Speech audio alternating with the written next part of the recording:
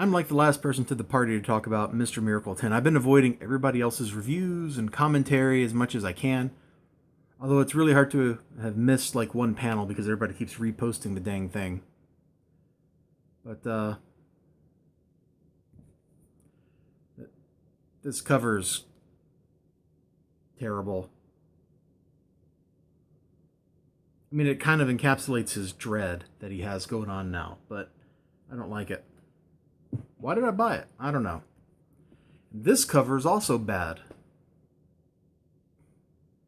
This is like the worst art of Darkseid. Is it Darkseid or Darkside? Like, I've heard people pronounce it both ways. Anyway, it's like the worst. Yeah, I didn't like the covers. And up here, this quotation warns me not to buy the book. You get an endorsement from Polygon. That's a death sentence. So I saw that. I'm like, oh, crap. What am I in for? And I was in for a little bit of marital strife. You know, Mitch Gerads, you're a madman for doing these 9-panel layouts, but then you do this lazy stuff. This is like the crap that they do, like, in Bendis books. Look at this. This is a waste of page. This was like one panel, and then you could like put these other panels over here. Now, there is some cool stuff. Like, I like it when they do these, like, connected scenes across panels, but we don't really get a whole lot of that. So Scott goes home, opening wide. The Meg. Scott goes home. Let me just take this away, and I don't want to show too much here.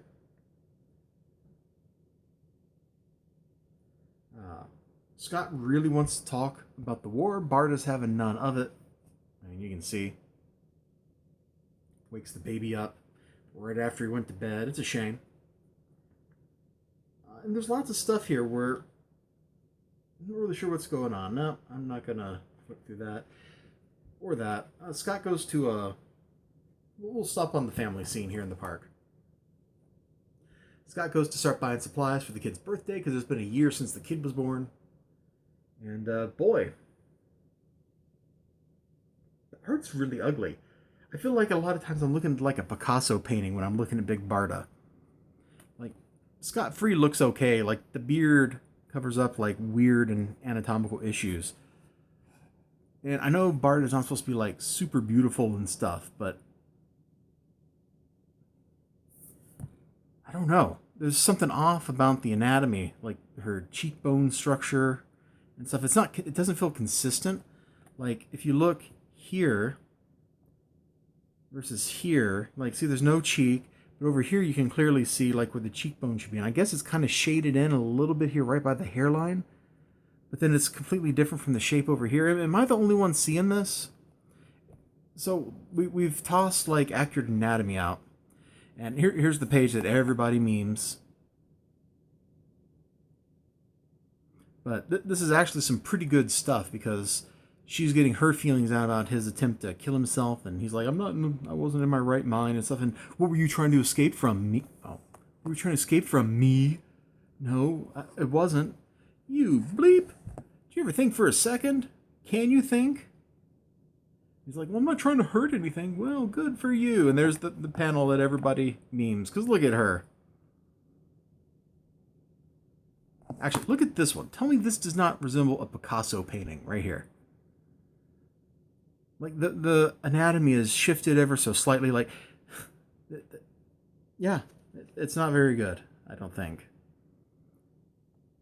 She's very expressive. Oh, and the other page, everybody memes, which I didn't realize was actually from here, so I'm not even going to show it. We're going to skip, I think, to the end. So they're talking, and he's figured out what he's going to do. He's going to kill Darkseid.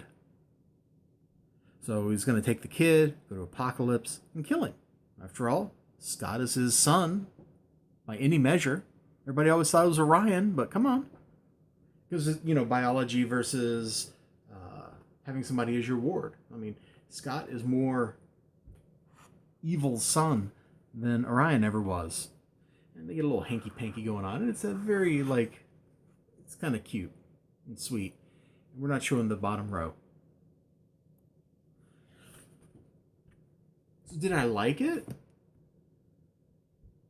Mostly. But at the same time, I felt like a whole lot of nothing happened. Let me do this at like a jaunty angle like that. I guess we'll get the other book out and we'll put that at another jaunty angle like that. And we'll make like the dark X. See? And it's making him cry over here. You can just barely see that. There we go. He's making him cry over here. Like, I like it, but this really felt like what people call writing for the trade.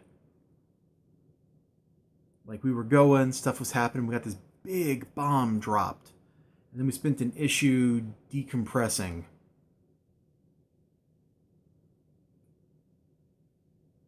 I like that they worked out their issues together. I like that they came up with a plan. This is what, like 24 pages, and I don't know what happened. Just a lot of talking, and man, some of those pages were super wordy. I didn't show the wordiest ones off. That's when Scott's at like a convenience store buying party supplies. He's the god of New Genesis. Why does he have to go to the store to buy party supplies? And there's even a place in here where he's like, who should we invite to the party? Well, maybe some of the Justice League members. And I'm just thinking, you're losing a war. Why haven't you invited literally the entire Justice League to join the party? Because you're fighting the ultimate evil in the universe right here. You know how many of the Justice League members will do that? Will get in on that party? All of them.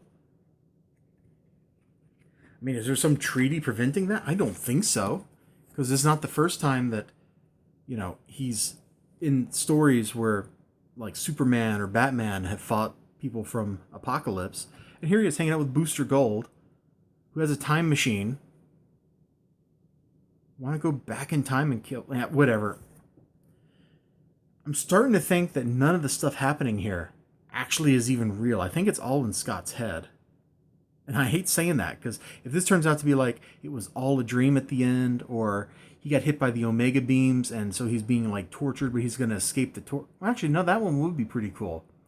If he got hit by, like, the Omega beams, and he's escaping his way out from that. That might actually be kind of cool. I don't know. I was really liking this for a while, man. This was so good. Like, was it issue 5 where they're having like their last day before they get executed, and then they're like, forget that, we'll just go beat my brother up. And that was like some good stuff.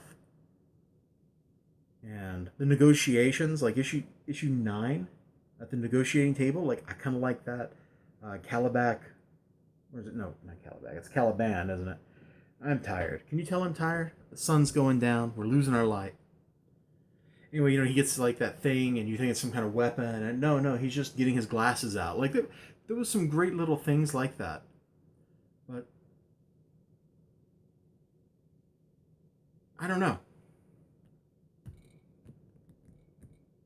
I'm going to keep going. Like, I'm committed. I'm 10 issues in. I've got, like, almost all the covers, almost all the variants and printings and everything. I might as well keep going, but I don't know that I trust it's going to go somewhere good.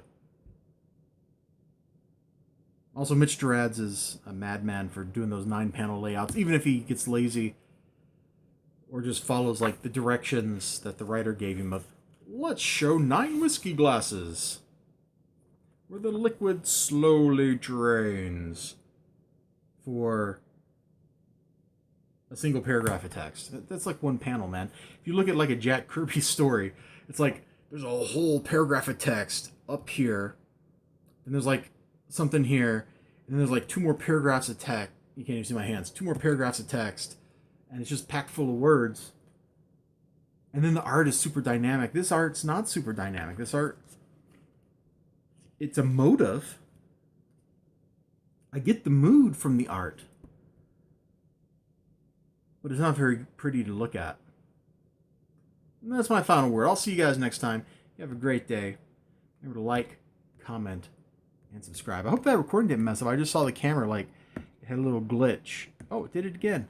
If I tap the thing, it makes it freak out. Okay, anyway, I'll see you guys next time. Bye-bye.